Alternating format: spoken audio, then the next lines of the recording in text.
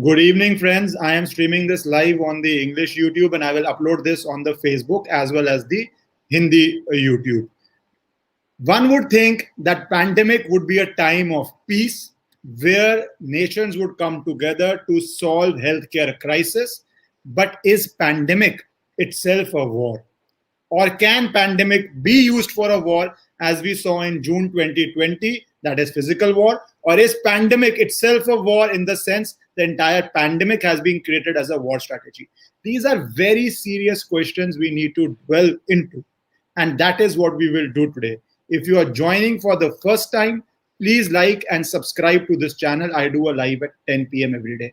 On this topic, pandemic as a war, I have the best person in India to speak, a person who has made defense conversations a part of every household, which India was sorely lacking. Till I would give him the sole credit. He stepped onto the scene, and now we have defense conversations in every drawing room. Earlier, it was only in very select few places. And that in a democracy, I believe, is very, very essential that we all become a part of the collective defense of Bharat establishment. So I am very happy to welcome Major Gaurav Arya for the first time on my English channel. He's already been on Hindi channel. So thank you so much, Major Arya, for coming here.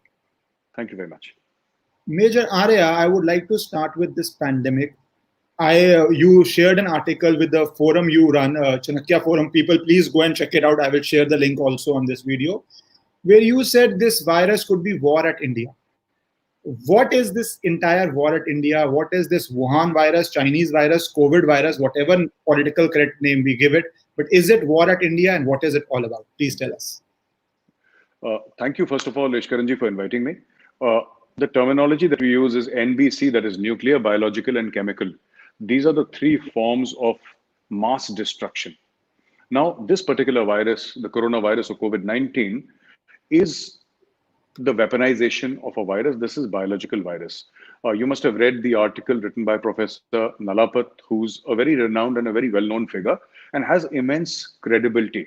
Globally, he has immense credibility. And he did a lot of research before he wrote an article for my magazine, which is chanakyaforum.com. And he wrote a couple of things. Now, why do we believe that this virus has been weaponized and why it is a biological weapon? Ishkaranji, what happens is that you see, there is something called the gain of function, and gain of function is you take a virus. This essential thing about gain of function, you take a virus, you put it in a laboratory, and in the laboratory, you make the characteristic of the virus in such a fashion, you change the intrinsic characteristic of the virus in such a fashion that it becomes many, many times more dangerous than it already is. So this is weaponization of a virus. What you have done is you've taken a virus which exists and you have made it into a weapon. Now, before I describe how it happened, I would like to tell you that this analogy, which I often tend to quote about an explosive. You must have heard about RDX, and I'm sure the viewers have heard about C4 plastic explosive. What is the beauty of RDX or a plastic explosive is that you take plastic explosive and you burn it with a match, and it will burn like firewood. It will not explode. You can burn RDX and it will burn, it will not explode. To get a plastic explosive to explode, you need a detonator, which is a smaller explosive. Only a smaller explosive can, create an explosion leading to a bigger explosive exploding. So what has happened in this case is that this explosive that I'm talking about, which means that this explosive, whether it's RDX, C4, any plastic explosive, it is controllable. This is a controllable explosive. It is a stable explosive and it can be directed. Now look at the coronavirus. I was speaking about the explosive. Now I'll come to coronavirus. Now this coronavirus, you are aware of the geography of Punjab. You're aware that we have Atari and a few hundred meters we have Vaga. Atari is on the Indian side and most of us have been to that Vaga ceremony we have seen. There is a fence and there is Vaga there and it's Atari here. There is a problem in Atari. There is no problem in Vaga. Now, so while there are coronavirus cases in Pakistan, and Pakistan is also suffering from deaths, this strain of coronavirus has not hit Pakistan. And you can actually throw a stone and it will land in Vaga because there is a small little fence, that's all. There's 15 foot ka fence. That's it, right? Similarly, in UP, in Gorakhpur, there are coronavirus deaths happening from this strain of virus, the second wave. But Hmm. a kilometer, 2 kilometers down the line, there is Nepal, and there is nothing happening in Nepal there. Yes, there are COVID deaths in Nepal, but this strain of this thing is not found. It's found in Tamil Nadu, not in Sri Lanka, right? It's found in West Bengal. It's not found in Bangladesh. Now, the entire thing is that this is what you would say in your language circumstantial evidence, at least in a sense, if I'm not being Not absolutely correct. stronger than that, because when you put it out like that, Mr. Arya, that Yes, Pakistan Punjab border, this side it's there, it's not there. Sri Lanka yes, side it is there, it is not there. You are saying UP side it's there, it's not there in Nepal. So yes, that is a yes. very serious thing. And even in case of Sri Lanka, I can understand because there is sea separating it. Vaga is 20 meters, 30 meters. Hmm. Yera Vaga. Patthar feko, it falls in Vaga. So now Hanji. that is one thing. So this virus is controllable. Number two, I remember the dates very clearly because my own father was in hospital, not because of COVID, but because of other complications. He was in hospital. He was hospitalized on the night of 6th and 7th of April, and there was no problem. Hmm. There was no problem of oxygen. Nobody was talking about it. This Hmm. whole conversation of oxygen started after 9, 10th, 11th, 12th of April. Yes. Yes. It suddenly happened all of a sudden. And suddenly people said the government is not prepared, everything is falling apart. But nobody knew. I mean, America suffered 5.5 lakh deaths. And America has got a medical infrastructure that is 10 times better than India, with a population that is 4, 5 times less. And forex reserves, which are, I mean, who knows? They rule the But world, yeah. they rule the world. Germany, a first world country, it staggered. Italy staggered. Italy suffered a massive blow. UK suffered a blow. Brazil suffered a blow. And all these countries, except for Brazil, all these countries are far ahead of India in terms of the standard of living, in terms of medical facilities. Now, this is happening in select countries, and this is not happening in select countries. Also, a Chinese scientist has come on record. She was there in Fox News, and then her statement was played out on a TV channel yesterday, Republic TV. I was there, in which they played out this, and she said very categorically that this is what the Chinese are doing. I'm a scientist. I've been part of that program. Now she's run away. She's living as a refugee, a political refugee in the United States of America, and she said that Chinese have actually weaponized the virus, and this is what the Chinese are doing time and again. So, Ishkaranji, this is not something which comes out of eating bats and all that. Yeah. All right. So this does not come out. You eat in a dog or a cat or a rat or a bat, and suddenly this virus. It doesn't happen like that. A virus will take its toll. There have been viruses in the past, but the mutation cycle of this virus is so short, and it suddenly hits you. It's like an explosive. Actually, it's like an explosive. Which virus takes off across the country in 3, 4 days? This is phenomenal to the nth degree. The way it is spreading. And we are unable to control. Suddenly we came to know, and nobody knew, the best of scientists in the world did not know, Ishkaranji, that you would require oxygen. On the 7th or 8th of April, 9th of April, we didn't know that this virus, the patients would require oxygen, there'd be an oxygen shortage. Nobody knew. Suddenly, 13, 14, 15, they said, oh, there is no oxygen in the country. And then you started importing and all that stuff happened. Right? So nobody knew. The Americans didn't know. We didn't know. Nobody knew. And we don't know if this is the second wave, we don't know what the third wave will bring. Nobody knows what the third wave will bring. This is most definitely a bioweapon used by the Chinese. Mr. Arya, you make a very interesting point that the initial theory of this being a क्या बोलते हैं उसको wet market से आया है because वो अजीब अजीब तरह के पक्षु और प्राणी खाते हैं. This is not because of that. This appears to be an engineered virus more than coming from an animal sort of a virus. Absolutely, And absolutely. Because Ishkaranji, sorry to interrupt you, Chinese have been eating nonsense for thousands of years. It's not like they started eating bats in 2020, right? They've been eating bats forever since there were bats and they were Chinese. I mean, they've been at it for a long time. Yes, I completely agree. I've been to China a few times, and it is completely agree with you. You can't enter those markets, and that is true. But I would just carrying it a little forward on your analogy which you gave, which is honestly stuck my mind, is on our borders, it doesn't happen across the border. So it is something that controlled. And I saw this Australian program, and Sun magazine also saying that US State Department has released documents that 2015, the Chinese military was talking about it, public health was talking about it. So it is that localized, then why is the world not paying attention, or why did the world, or US for that matter, which has suffered casualties, not step into it? Or you think China is breaching to the world power level and trying to destabilize the world along with India, which is its biggest threat in the region? I think the issue is something more simpler and more basic. It's not about China's ascension to the world power status or India trying to get there and America already there. That is not the case. The case is that any scientist will not speak unless they will not speak on conjecture. Now, the thing is that everybody is afraid to be called, any proper scientist, credible scientist, is afraid of being branded as a conspiracy theorist.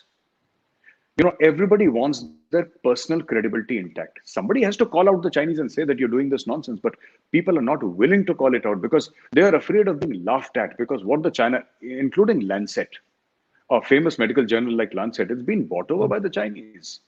It's been bought over by the Chinese. Chinese have articles printed, and they have sort of, Anderson wrote an article, Dr. Anderson, and he wrote an article in which he said that no, this is all lies, and it's not like that. It's not made in a lab, and it's a wet market origin virus and all that. And in magazines such as Lancet, which are essentially about research papers, if I may put it that way, people have been actually funding opinion pieces. That this is my opinion that this did not come out of a lab here. You see, this is my opinion. No, your opinion has to have some weight. It has to have statistics. No, but this is my opinion that the Chinese are blameless. Similarly, that is what even the WHO said. Now it seems to be towing the Chinese line, but the WHO said initially that Chinese did not allow us access into those labs in Wuhan. Mm-hmm. They did not allow us access. And the famous question that I want to ask, which is on everybody's mind, but nobody's speaking about it. Why has China itself not suffered casualties? Now, what has China done? What has China done? That it only suffered a few casualties in Wuhan, and Shanghai was good, and they were, Foshan was good, Guangzhou was good, Beijing was good, right? And in Macau, they were gambling away at night. Now, I want to understand what happened in China. So a lot of people here in India, especially the communists, said, no, the Chinese are very good and they're extremely efficient, and they came down very hard. Even we came down very hard. We had a national lockdown. It's not about that. I want to know why. Because the Chinese economy is the only economy that is growing, which is showing growth today. As we speak, it's showing growth. Life is back to normal in China. People are partying in China. I would like to understand, how has this happened in China? From where the virus originated, that economy is growing by leaps and bounds, showing perhaps one of the greatest spells of expansion of the Chinese economy, and the entire world economy is contracting. Now, these are too many issues to be just simply brushed aside and say that, this is coincidence. This is not coincidence. I don't believe this is coincidence. I don't believe this is coincidence. This is more than coincidence. Major Arya, if I may add to that, I was talking to some of my friends in the top-notch companies in the US whose manufacturing is in China. And this is 2020. They were saying, how come manufacturing is going on in China? And these are people who are in director level, vice president positions, manufacturing majorly. And your point is absolutely right. How was the manufacturing going on there when the world was suffering it, US was suffering it, but China was functioning properly? So that does seem to suggest that it was completely controlled and programmed in a manner that it doesn't really affect them. Absolutely, absolutely. I have what is Indian government? Because we were discussing and you talked about that China follows a 3 warfare strategy. So what is this wider strategy they have to tackle? Is that warfare strategy towards India, or that's their defense strategy towards the world? What is this strategy all about? Okay, so before I discuss the 3 warfare strategy, Ishkaranji, let me just tell you, wars are like conventional and unconventional war. And today, in such conditions that we have today, we have this concept of hybrid warfare, in which everything is used, right? It's not just fighter planes and submarines and special forces and infantry, artillery, ships. No, that is the old form of warfare. In 5th generation warfare, the weapons of war are media. They are social media. They are op-eds, editorials, fake Twitter handles, right? So what is the difference? In conventional warfare, the center of gravity of war, or the center of gravity of any conflict, is the opposing army, because that is the army that you wish to defeat. In 5th generation, you call it 5th generation, you can call it hybrid warfare, non-contact, non-kinetic. You can use any other name, but the umbrella term generally used is, you can think that it's something like an information operation, if I may put it like that. right? Information operations. Or you can even use other terms which define how you use information and consume content and information, right? So, in these conditions, what happens is that you use every trick in the trade. There needn't be bullets and missiles going off. But this is a different kind of warfare which causes more harm than the conventional war. For example, if I were to say, and I often quote this, so I'll take the liberty of saying it here on your platform also, that Ishkaranji, if tomorrow I were to say that an op-ed, an op-ed in the New York Times is far more dangerous than 10,000 soldiers, you may find it difficult to believe, but that is true. So you have Indians writing and actually posting a picture on the cover of Time magazine and saying that, these are funeral pyres burning in India. Now, how many people died in India? 3.5 lakhs, right? And how many people died in US? 5.5 lakhs. Did you see a cover of Time magazine saying that, here are a photograph of American graveyards? No, no. But of course, you saw Indian funerals and Indian pyres burning. That is warfare that I'm talking about. The term that we use is influence operations. What happens in influence operations is, in conventional war, the center of gravity is the enemy. In influence operations, the center of gravity is the population. You fight a war within the population. It's nothing to do with the army. Army may control it, but the center of gravity becomes the population. Here, for China, the center of gravity is the population of India. This is where the wars are being fought in Delhi. Chi.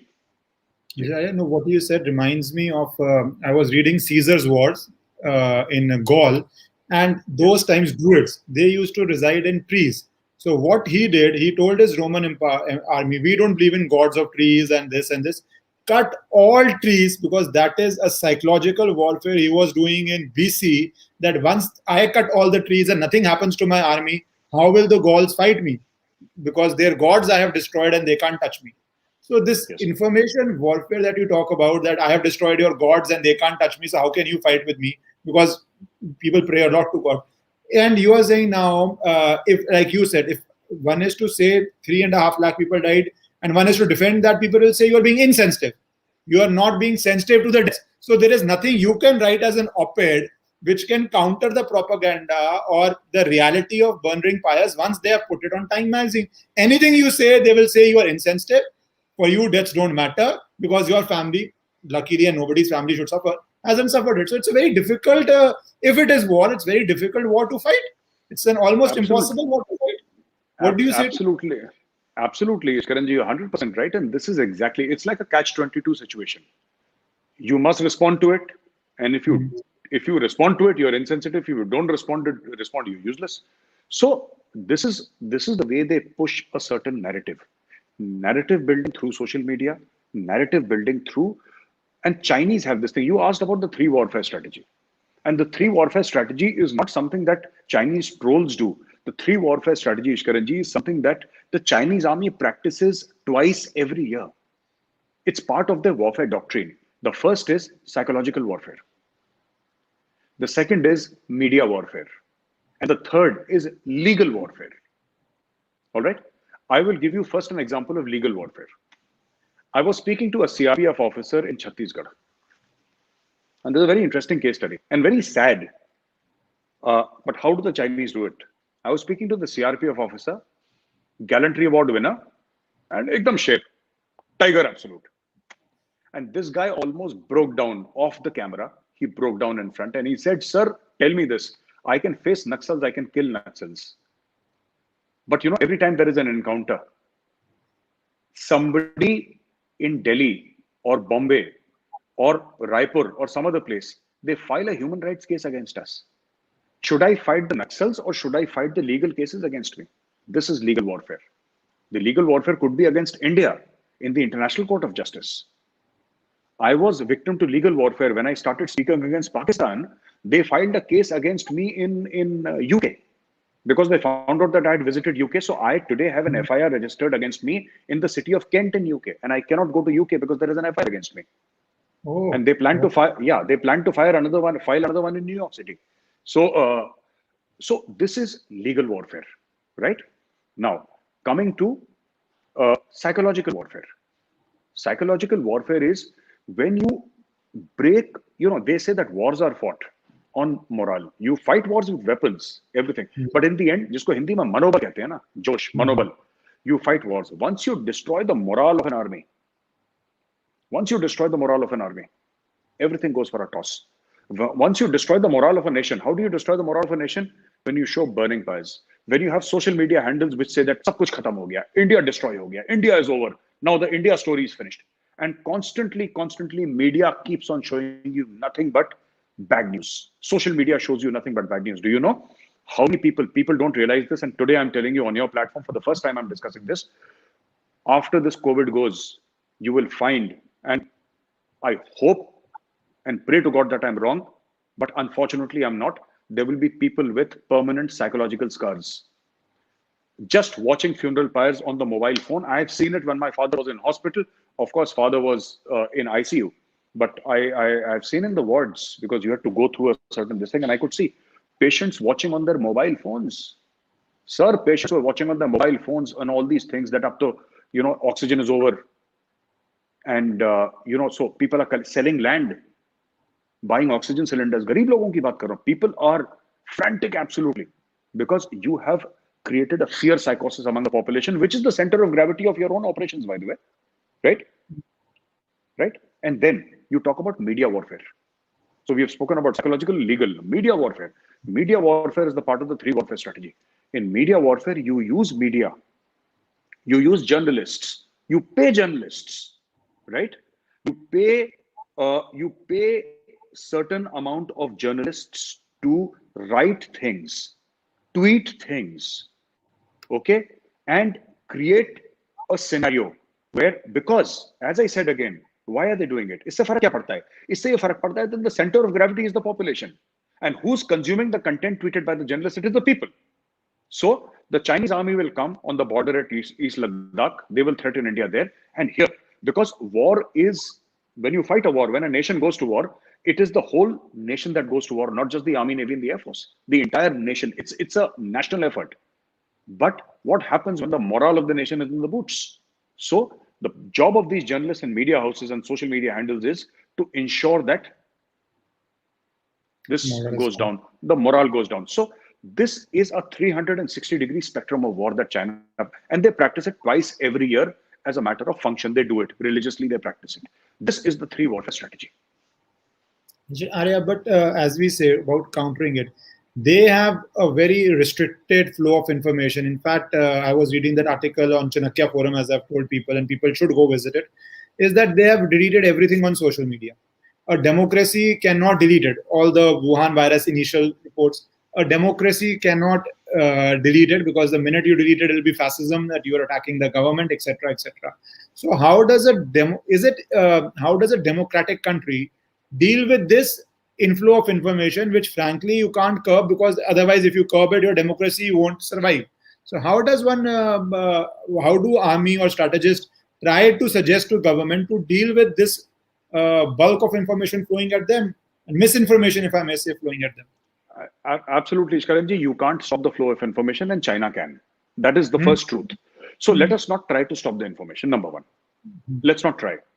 I wrote another article on Chanakya Forum called The Great Fall of China. The Great Fall of China. How to make China, understand cost and consequences. The thing is that what is China most afraid of? China is not afraid of India's mountain divisions. China is not afraid of the Americans. China is not afraid of NATO. China is afraid of its own people.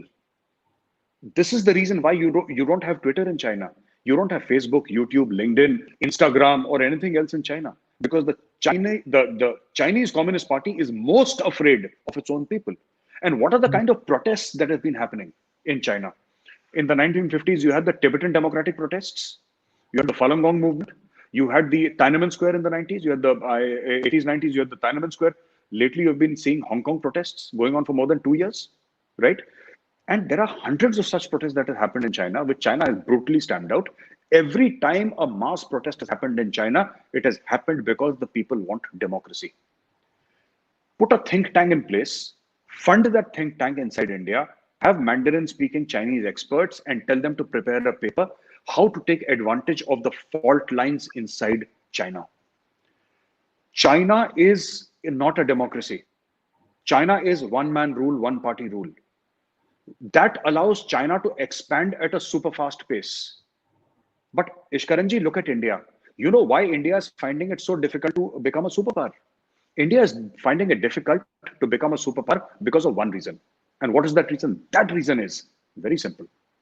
Number one, you have the line of actual control, which is under pressure.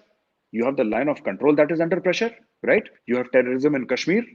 In the 80s, early 90s, you had terrorism in Punjab, the Khalistan movement. You have 8 to 12 states which are under the Red Corridor, the Naxal Corridor. You have the nonsense going on in your educational institutions. You have CA and RC going on. You have Kisan Andolan going on. When you are dealing with your internal problems, how can you become a superpower? You are 24 into 7 only dealing with your internal problems. Only dealing with your internal problems.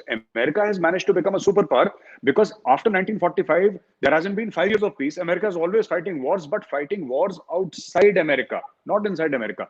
No smart country fights wars inside its own country. India is doing that for the past 73 years, ever since independence. And the raiders came into Kashmir. We are fighting since then. 50s, this Northeast tamasha kicked off in Northeast. Yeah, one very important thing that we forget because it's a slightly isolated part of the country. Ishkan ji, मेरा ये कहना है कि if you want to tackle China, let's be very clear. You cannot stop information flow because India is a democracy. What you need to do is hit China inside China. You cannot make China explode. You cannot do that. It's simply too powerful. But China can be made to implode. It will happen from inside China. And once you fund enough democracy movements inside China, when China is busy trying to control its own people, then China will stop looking outside because it is too busy looking inside. You know, something will happen from Foshan, something will happen from Gunzhou, something will happen from Beijing, from the villages towards the west and the east. Something will happen in Xinjiang. Something's already happening in Xinjiang, by the way. Something happens in Tibet. All these things should happen, and democracy, because the Chinese are already asking questions. One negative fallout of the Chinese economy was the simple fact that the Chinese started traveling to Europe and America in large numbers. Today, the Chinese go to the world and see, and then the Chinese come to know what is freedom. And if you've seen Maslow's hierarchy, in MBA we read about Maslow's hierarchy of needs, and the top of the pyramid is self-actualization. You know, after you've got your house, your food, love, affection, place in society, last is self-actualization. This is what most Chinese seek, which is why you have these pro-democracy movements inside China. You know, I have everything. I have a Mercedes, I have a house, wife, kids. I have a bank balance of millions of dollars. I have everything. I have a communist government that takes care of everything. And I'm a Chinese citizen. And, you know, my country is a huge power. Everything is there. But I'm not allowed to speak. You've been to China. I have been to China many times. You realize there is restriction on speech, and the problem with human beings is when you restrict them, वो फिर वो pressure cooker की सीटी बजती है. Chinese are not allowing that whistle to blow, and one day that pressure cooker must be made to implode, not explode, implode from inside. And that is what India should do. Find out the fault lines and hit China. This Chinese monster is not going to stop, Ishkaranji. You can try for the next 100 years. They will not stop unless you make them stop. Major Arya, this leads me to a question that parties come and go, but does India, I have never, there are two views, does India have a deep state? I don't want to get into that. But if India has a permanent military, definitely is there. Are we as a strategy doing it irrespective of the government? Like US has its interest irrespective of the governments, they are there, they change obviously with the policies. But are we doing anything on this angle of either Pakistan? They say that one of the things UPA was doing reasonably well was feeding the Balochistan movement. Are we doing it? And are we doing it in China? Are we trying? Is there some sort of a steady way we are doing it, or you think it's something we are sorely lacking and we need to step up? I think we are sorely lacking. I think we are not doing it. That is my personal take. We are not doing it. We should do it. And it's a low-hanging fruit. It can be started off in 6 months, and it will give you disproportionate results. But I don't think, Ishkaranji, we are doing it. And Forget about a deep state. The real power is with the bureaucracy. They'll not allow things to move. वो नहीं हिलने देते सब किसी को. They'll not. They don't allow the army to buy weapons. It's become so bad in the army that in 1994, I was commissioned. At that time, we had heard about the INSAS, which we later started using. In 97, 98, or early 2000, the army has said that INSAS is a useless weapon and we want another weapon. It's been 20, 21 years, and still the army has not got a new weapon. Now, slowly and slowly, material is trickling in, because you see, I often say that the reason why ISRO is a success is that there are no bureaucrats in ISRO, and the reason why the Delhi Metro is a success because Mr. Sridharan simply said that if there is any political or bureaucratic interference, I'll resign and go back to Kerala. To bana lo apni metro jo tumhe banani hai. So people got scared and they laid off. If a bureaucrat was made the head of ISRO, he would give a beautiful presentation to Modi ji saying that, sir, these are 10 reasons why the rockets cannot take off. Finished. End of story. True. And now, Major Arya, because June 15, 20, we're coming to last one or two questions. June 15, 20, 15, 16, we had Galwan Valley. That was in the first wave. What has happened since then? There's some people believe that we have given up our advantages in China in the border without getting enough in return. Is that true? And what do you think this June may bring? Because a lot of people I have talked with feel that this June could be even worse than June of 20, with the vis-a-vis the intention of Chinese, and they're adding fresh troops to the border. So what is happening, and what do you, worst case scenario, because army has to prepare on the basis of worst case scenario, it has to be active. What do you think is happening? See, we have not given away, first of all, we have not given away land. A lot of people said ki zameen de di, and those people don't have a clue where Galwan is. वो TV देख के ही अपना कर रहे हैं लोग ना. It's not like that. My unit is there. I know because my unit is there and I'm in close contact. My unit is there. This entire area of Pangongsu Lake. My unit, even today as I speak, my unit is there.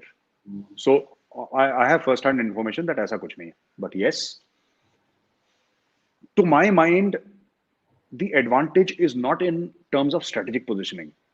It's not in terms of land. If I were to say that we have given away the advantage, I would say why? Because had we addressed this issue in Doklam, there would have been no Galwan. We did not address the issue in Doklam. There was a Galwan. We did not address the issue in Galwan. Therefore, in the next June or next June after that, it could happen in Arunachal. It could happen in Uttarakhand. It could happen in Sikkim. Why just Ladakh? Ladakh was chosen for this thing because there is Pakistan one side, China. Tomorrow it could be any other place. It could be Arunachal. For all you know, line of actual control is more than 3,500 kilometers long. It could happen anywhere. The Chinese could put pressure anywhere. We were talking about counter-intrusion. Counter-intrusion. Let the Chinese come inside. Don't stop them at the border. Don't stop them. Let the Chinese come inside. And once they come inside, you go inside China. That is one part of it. Second part is you make it expensive for the Chinese. आपने 5 China के साथ agreement sign करी. क्या करा China ने? फिर dustbin में फेंक दिया उसको फाड़ के. फिर क्या हुआ? You lost 20 people. Did China suffer? Now, later on, Russian intelligence and US intelligence said that 30, 40 Chinese soldiers were killed, but the Chinese never admitted it. There has to be public humiliation of China. When I say public humiliation, and this is something that we lack, right? People have always been asking for proof. Na? Surgical strike kari kya proof hai? Balakot kara kya proof hai? Galwan pe wapas jawab diya kya proof hai? We need to understand that it has to be done publicly. Why? Not to give proof to the opposition parties or the media. They will never be happy. They will never be happy. You get them entire POK, they'll still say that, why didn't you take rest of Pakistan? Why only POK? Media will never be happy. Politicians will never be happy. But the morale of this country demands public retribution. The morale of this country, the spirit of this country demands public retribution. And if I may put it very bluntly, and I'm sorry for saying this, we saw dead bodies of our brothers. We want to see dead bodies of Chinese soldiers. उससे ठंडक पड़ेगी, वरना ये बाकी सब American intelligence ने क्या बोला, it doesn't matter. I know for sure because I was given in first-hand information by serving officers कि सर टांगे तोड़ दी चीनियों की. That I know, but that I know because I have friends in the army. 99% of India does not have friends in the army. This has to be public. Next time you bomb a place in Pakistan, Don't say that we use Spice 2000 missiles and it created a hole and it went inside. No. Show it on satellite images, show it through UAV, or show it any other way. How? You know, this actually they smashed it and this was there, and show the bomb going inside and show the entire area exploding inside Pakistan with the proper grid reference. Tell the people that we have done this. You see, there is always public, it has to be public. It can't be done in secrecy and in private. Obviously, the operation will be secret, but the effect on ground has to be public. Major Arya, I take your point because Pulwama, even though it was secret, but the wave or how it raised the morale of people throughout the country, and not even getting into the election, but you could talk to anybody and they were gung-ho about what we managed to do there. And that was, as you said, no clear images, no grid, no real time, no using of technology. But my last question to you, and because you asked it bluntly, I'm asking a blunt question, because military has to go on capabilities and the ability to do it, not are we capable of a public confrontation with China in which we can teach them a lesson vis-a-vis our military strength, vis-a-vis our economic strength? I'm asking a very frank and blunt question to you. Absolutely. You are basically saying, can we hammer the Chinese army? Yes, we can. 100% we can hammer the Chinese army. There is a reason, they're softies. China withdrew not just because we were facing off with them at 16,000 feet. The Chinese army withdrew because they were not used to such harsh winters. It was minus 45, minus 50. They ran away from there. So can we hammer the Chinese? Yes, but unless we hammer the Chinese, they'll keep on coming back. And next time they'll come back better prepared. This time they were weak and we let them go. We committed the same mistake in Kargil. You remember? We were told not to cross the line of control in Kargil, and we allowed the Pakistanis. We should have massacred the Pakistan army there. A sea of dead bodies and gone inside the line of control. Why? Pakistan can come and they can come inside India, sit on your mountain tops and kill 527 of your and my brothers. And we were told, don't cross the line of control. Why? In fact, we should have done one better. And there was an army plan which never got actioned and approved. Even earlier also, not just in Kargil, even earlier. The plan was simple. Let them come and sit on the heights. You hit them through Punjab. Hit them someplace else. Hit them so hard. See, every response in the army, this is my feeling, and this is what a lot of generals have also taught and spoken to me about. Every response has to be disproportionate. If a person slaps you, right, you cut off both his hands. The response to a slap is not another slap. When he slaps you, make sure that he spends the rest of his life in a wheelchair. Then he will never slap you again. It has to be disproportionate. It has to be ugly. It has to be fast. And it has to be overwhelming. And unless you do that with China, China will. You said, will they come back? I'll be surprised if they don't come back next year. Major Arya, your point is extremely well taken, because we are a nation which had the entire officer class in East Pakistan or Bangladesh, and what did we solve? Nothing. Out of that, we could have solved anything. The best families of Pakistan were our prisoners of war, and we did not come into an ironclad agreement. We didn't sign anything. We didn't solve any POK problem, however we wanted to solve it. Nothing we did. So that is you're right, the problem we face. But last word to you, which I want to know is, so you think June 21 could be like the second wave, and are we doing enough? You believe the military would definitely be doing, but do you think we are getting the enough societal support, informational support, political support that we need, or you believe there are choppy waters ahead in June or 21 or June of 22? See, I'll tell you what I feel. Because I've seen the army in action in Ladakh, and those guys are absolutely ready. Again, but a very big but. I think rather than waiting for China to come in June, I think in the month of March or April, we should simply go and occupy Chinese territory and sit there. Why wait for China? कि China आएगा तब हम जवाब देंगे? नहीं. अगर आपने बालाकोट कर दिया होता तो पुलवामा कभी होता ही नहीं. If you had done Balakot before, there would have been no Pulwama. You waited for Pulwama, then you did. And this is not just this government or that government. This has been traditional Indian mindset for 5,000 years. This has been our mindset for 5,000 years, and we have suffered because of this mindset. What are you waiting for? It's lovely weather. It's fantastic campaigning weather. Go through Sikkim, occupy that Doklam area, yeah, and let the Chinese scream.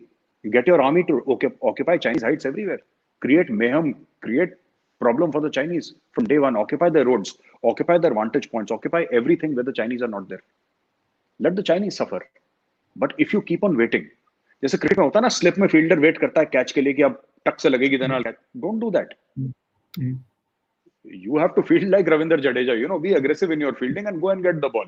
Similarly, that's what I'm saying, that unless you sort of understand that there is a problem and you need to be proactive, this problem will keep on occurring year on year. Last year, they had the Chinese army, right?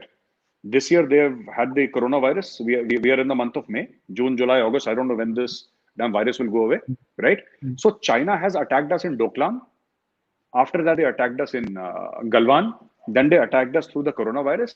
So China has already completed its hat trick. Next year, they will again attack us. I do not know what kind of attack it will be.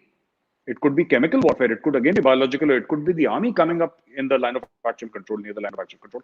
But yes, an attack will come. And we are at fault, not China. We are at fault because we have not broken the Chinese legs. As I told all of you, Major Arya is doing a yeoman service, because what he talked about, we have suffered for 5,000 years. That preemptive strike or very hard retaliation in a democracy needs public opinion to give strength to a politician. I'm not talking about any party. Politicians are strong, but if the public unites, it gives them added strength. If public demands, it gives them strength. That is why Major Arya coming here on Chanakya Forum, on various platforms, on TV, is educating all of you.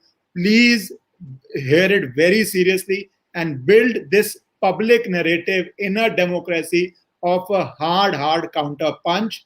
And this is possible because of Major Arya doing all this, but you also read up and follow up on this is what I would request. Major Arya, any last words you want to say? And thank you so much for joining. Last words, which thank you, Karanji, for inviting me. And the last words are that we are in the middle of a pandemic. Take care of yourselves and your families, but don't forget that you have to spread positive news. There is too much of negativity. There is simply too much of negativity, but you have to believe when you fight. Remember, वो movie में पूछता था ना, how's the जोश? जोश ऊपर रखना है सबको. जोश नीचे हो गया ना, तो हम लोग हार जाएंगे. We will lose, and we cannot afford to lose because we are India. We have never lost. We've always won. So keep the morale high.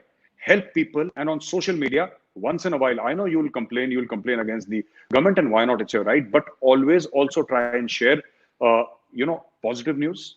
Try to share positive news that if you know somebody's got an oxygen cylinder, share it. Somebody's got well and come back from the hospital. India's population is 130 crore people. Okay, 3.5 lakh have died, which is a huge number, and it's really sad. But there are 100 times those numbers which are coming back from hospital and coming back safe and sound. Also share their stories. Be positive. Be corona negative, and in life always be positive. Thank you, Major Arya, and wishing you and your family, and I hope your father is well and good at home. He's better. Thank you, sir. Thank you very much. Thank you so much, Major Arya, for doing this. Thank you. So people, Major Arya gave a very enlightening talk. अब एक दो बातें आपसे मैं भी कर लूं, अगर आप सारे गायब नहीं हो गए हो यूट्यूब से, अगर टिके हुए हो तो, कि प्रोफेसर नालापात से I had a long conversation with him, and he is a top class expert. And next week I will be bringing Professor Nalapat. What you have to do at the end of this video is two things. Don't thank me. You have to do two things. Happy birthday! Oh, my birthday is about to come. Thank you so much. You have been wishing it for last 1 week, and I've been saying aaj nahi hai. Then I saw a message which showed that you knew ke us din nahi tha, and it is on 14th, but you were wishing in advance. And obviously when I just read one comment, I can't make up. So thank you for that. But the bigger thing I want to say is Professor Nalapat is coming. He's a world-class expert, as Major Arya also told you. So you decide which topic you want: India, US, India, China, bio war, whichever topic you want, please put it here. on international relations, on India's defense, India Sri Lanka. You could want any topic that you can tell me, and I would do that. Talk about it. It is tomorrow. Thank you. I would talk about it. And if you are joining for the first time, please like it and share it with all your friends, because we are in a democracy, and you people in a democracy, I as a person in democracy, we build the opinion. So the political class, irrespective of which party you choose, which party you believe in, political class gets a lot of strength if you firm up your views. And we are in a 24/7, not even 24/7, we are in a 24 hours a day, 60 minutes a day, 60 seconds a minute era where news is go viral, where views go viral. So please support and build up a ecosystem where you give strength to people. And I will be again tomorrow. Maybe it's my birthday. I'll take off at 10 p.m. But do subscribe, and I'll join you on 15th May with a live session. Thank you.